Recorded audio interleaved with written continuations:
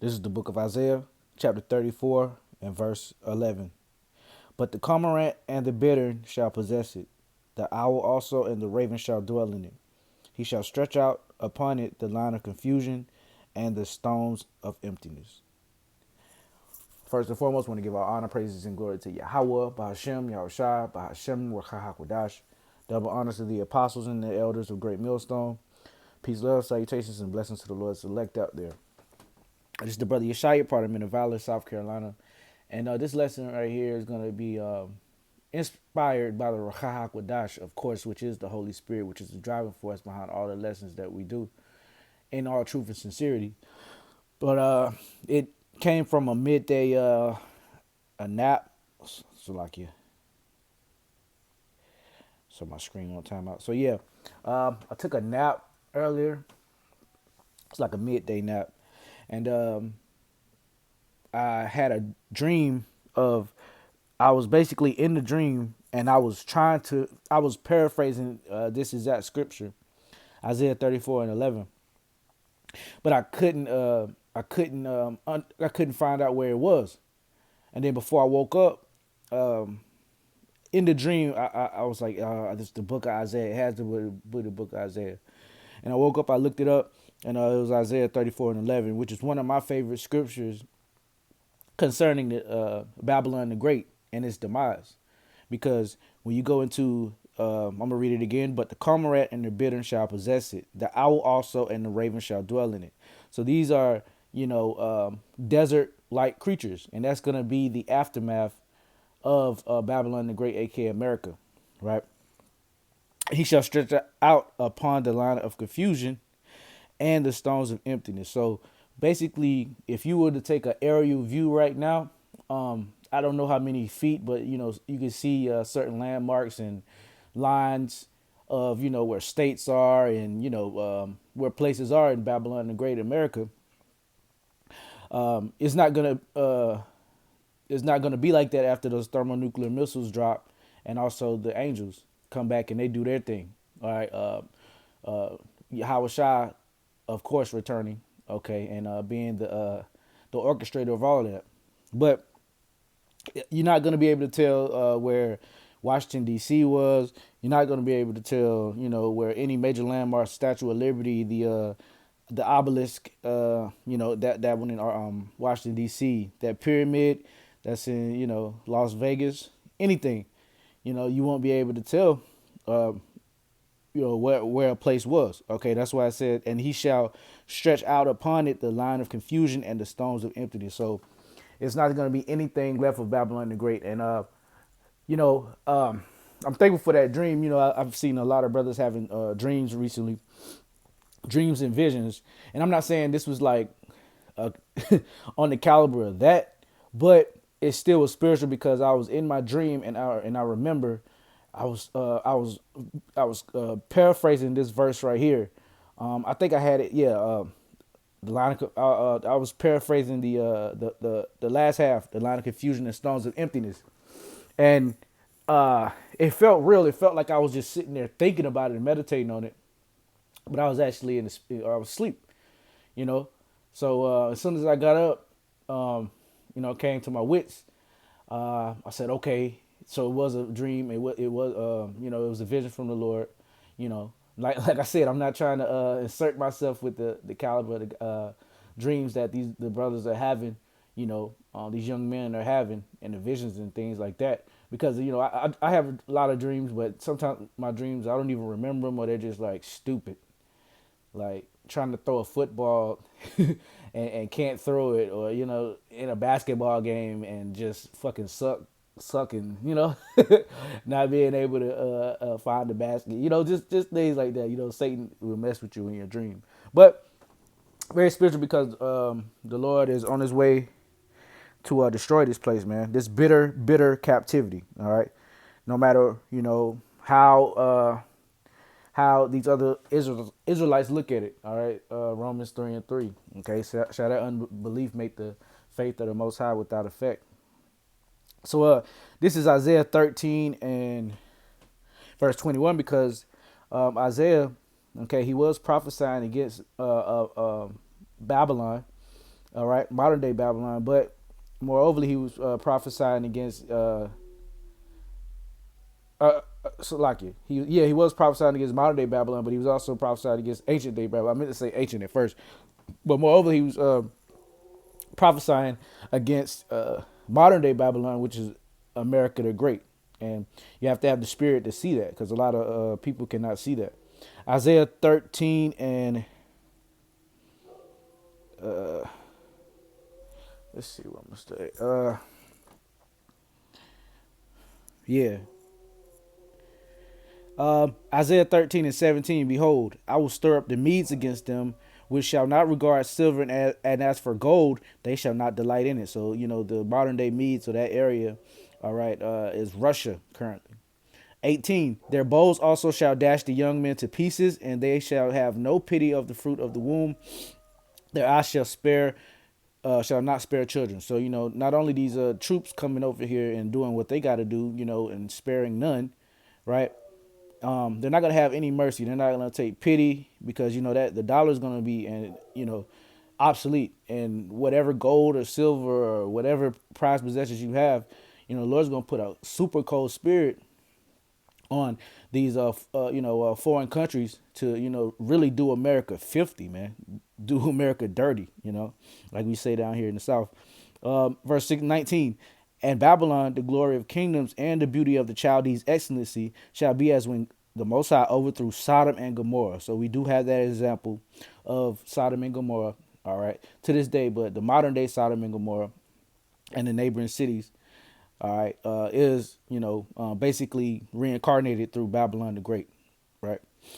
So verse 20, it shall never be inhabited, neither shall it be dwelt in from generation to generation. Now, we always say this, but when you basically break it down and look at it for what it is in the context, right? And knowing different landmarks and knowing where present day city is, right? Because for example, Persia, okay, is Iran, right? And they even they even call themselves Persians and things like that.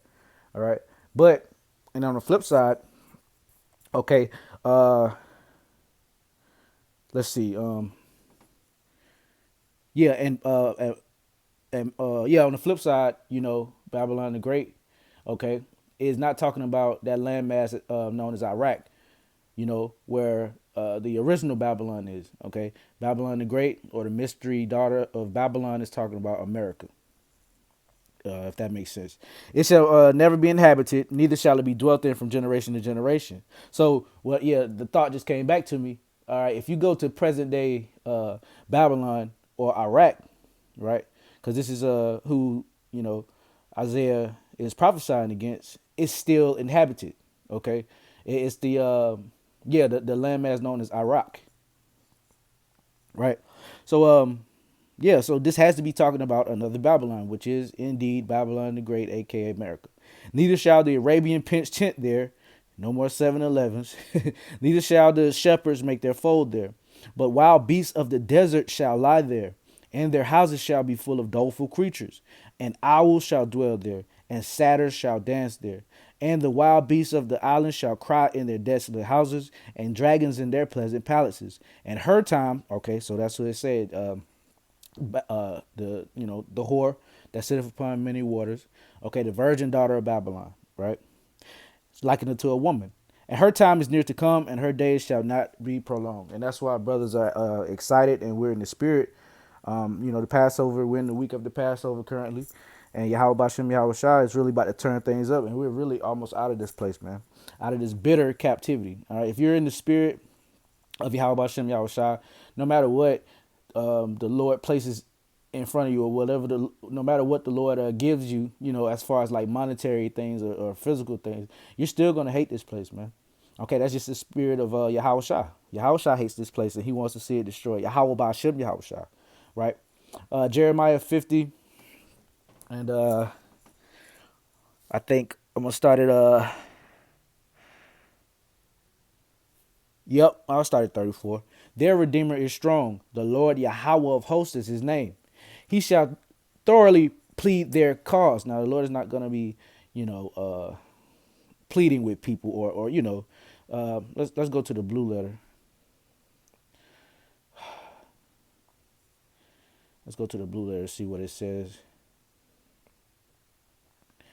That was Jeremiah 50.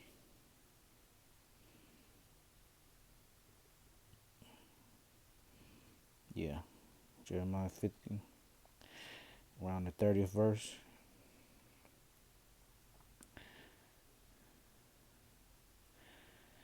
Let's see.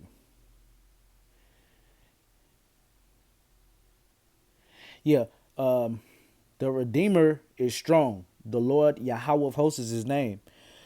He shall thoroughly plead their cause. So let's see what it says in NLT. But the one who redeems them is strong. His name is Yahweh of heaven's armies. He will defend them and give them rest again in Israel. But for the people of Babylon, there will be no rest. So, hey, the Lord is going to really destroy this place, and that's how he's going to plead with it. He shall thoroughly plead their cause. He's, plead our cause, being Israelites, right? That he may give rest to the land and disquiet the inhabitants of Babylon, right? So a sword is upon the Chaldeans, saith the Lord Yahweh, and upon the inhabitants of Babylon, and upon her princes, and upon her wise men. Okay, and this is talking about modern day Babylon. Okay, a sword is upon the liars, and they shall dote. A sword is upon her mighty men, and they shall be dismayed. And that ultimate sword is those thermonuclear missiles, right? A sword is upon their horses and upon their chariots, and upon the mingled people that are in the midst of her, and they shall become as women. A sword is upon her treasures, and they shall be robbed. So there you go, man. All right, the Lord is really going to destroy this place, man. And anybody that's unfortunate to be here when those chariots come and when that siren goes off, signaling that thermonuclear missiles have entered the atmosphere, right? That them horns. Hey, if you're that lucky to be here, man, and your name is not written in the book of life, then the Lord really hates you, right? Jars upon her waters, and they shall be dried up, for it is the land of graven images, and they are mad upon their idols. Yep, totally true. Therefore, the wild beasts of the desert with the wild beasts of the island shall dwell there. All right, and this links up with Isaiah, because Jeremiah was they were on the scene together pretty much, or close, in time frames. And the owl shall dwell therein, and there shall be no more inhabited forever, neither shall it be dwelt in from generation to generation. So that's talking about the same place that the prophet Isaiah was talking about, which is Babylon the Great, aka America. All right. That's crazy. People really want to stay here in this totally polluted, totally wicked, not only the world, but Babylon the Great, which tastes the cake, Revelation 18:1, and after those things I saw another angel come down from heaven, having the great power, and the earth was lighted with her glory, his glory. It's like, and the earth was lighted with his glory, talking about Yahushua.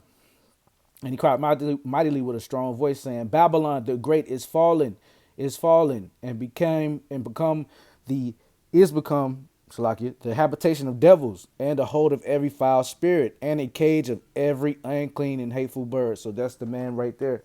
Yahushua, when everything happens, all right, he's gonna proclaim it, profess it, right? And we're gonna be happy too, Lord willing. We'll be on the chariots, looking down through the atmosphere, as per what is that? Revelation. No. It's in the Apocrypha, I believe. That sea of glass. All right, that's talking about the atmosphere. That the elect will be looking down on, America or Babylon the Great as it gets totally and utterly destroyed. Verse 3, for all nations have drunk of the wine of the wrath of her fornication, and the kings of the earth have committed fornication with her, and the merchants of the earth are waxed rich through the abundance of her delicacy. So it's definitely talking about America, man. All right. And now I got one more, just in the book of Psalms. All right. Psalms 137 and verse.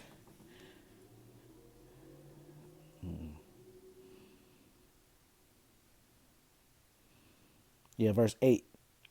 I'll start at 7. Psalms 137 and 7. Remember, O Lord Yahweh, the children of Edom in the day of Jerusalem, who said, raise it, even to the foundation thereof. O daughter of Babylon, who ought to be destroyed. Happy shall he be that rewardeth thee as thou hast served us. Okay, happy shall he be that taketh and dasheth thy little ones against the stones. So everything that this place has done to us, all right, including the orchestrators, okay, Esau, Edom, all right, they're gonna meet a punishment that they're not even, that's unfathomable right now. Okay, because when spiritual power gets involved, and the fear, I mean the anger of the Lord gets into, the hunters turned fishermen, hey, it's gonna be a wrap, man. And Esau Edom is gonna pay for 1,000 years until they're utterly destroyed. As pursuing Obadiah. So, Lord willing, I was edifying. I'm gonna end it with that and give all honor, praises, and glory to Yahweh, Bahashem, Yahushai, Bahashem, Rahak, Wadash. Double honors due to the apostles and the elders of Great Millstone. Peace, love, salutations, and blessings to the Lord's elect. Shalom.